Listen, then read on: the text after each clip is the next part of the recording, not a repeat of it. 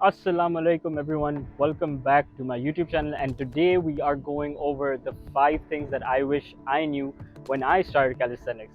Now this doesn't just apply to calisthenics, this can apply to a whole host of other disciplines as well, whether it be bodybuilding, whether it be CrossFit, whether it be powerlifting or some other form of strength training. Everything that I will speak about in today's video can apply to whatever discipline you are trying to get better at. Starting off in no particular order, patience, sabr, which a lot of people in this day and age do lack, do not have enough of. We are always trying to look for that instant gratification. We are always trying to look for that quick fix. But in trying to find that quick fix or in trying to apply that quick fix, other things get ruined as well around us. Please try and be patient. Understand that it takes time. Understand that it does not happen overnight. Nobody got insanely good at something overnight. It just does not happen. It takes time. It takes patience. Moving on to number 2, find like-minded people to help you. How do you do this? Well, we are again living in the generation of social media, and it can be a bad thing, but it can also be a beautiful thing when applied or used properly. In this case, we are speaking more so about how it can be a beautiful thing where there are so many people online, so many people posting their results, so many people speaking about what goals they are looking to accomplish, and usually more often than not you'll always find someone who has a similar goal or similar target towards you, not the exact one but a similar one, definitely. And that is where you go to them, you speak to them for advice, you seek some sort of wisdom from them, which they will definitely be willing to give you more often than not. If you see someone who is at a specific level that you are trying to achieve or you are trying to get towards, then he or she is definitely available to you for help. You just have to message them, ask them politely. Do not ask them in a way that is very rude. Hello, assalamu alaikum, hi, how are you doing, or anything like that. That is going to be the key to make sure that they actually respond to you in an appropriate way that you want them to respond like. But if you just go to them and ask them, how do you do this, how do you do that, how do you do this, it's not a nice way, it's not a polite way. Go to them, be nice to them, be kind to them, compliment them in some way, then ask them a question as well, and I'm damn sure they will be willing to help you out as well. And that is point number 2, go towards others for help. They are always willing to help you out. Point number 3, consistency. Again, just like patience, we in this day and age do lack consistency, and anyone who wants to get better at something, you need to be consistent with it.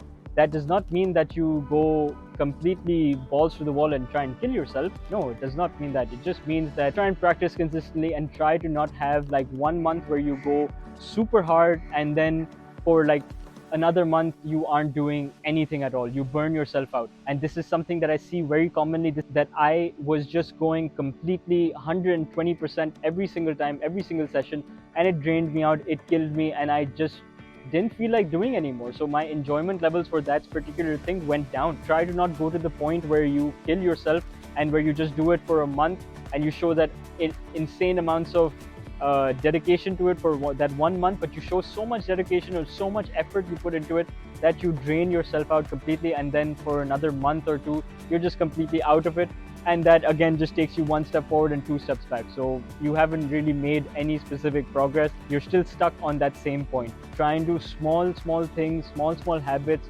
will get you to your major target. Point number 4, try to set realistic goals, try to set realistic targets for that short term. And why do we do this? Just so that we do not get disappointed and we stay motivated, we stay consistent for that specific journey. Let's say if I am not able to do a single push-up, I am not able to do a single chin-up, dips, nothing, I'm completely weak, I'm completely at ground zero, beginner level. What should be my first target, or what should be my short-term and long-term goal? So my long-term goal can be something like a handstand.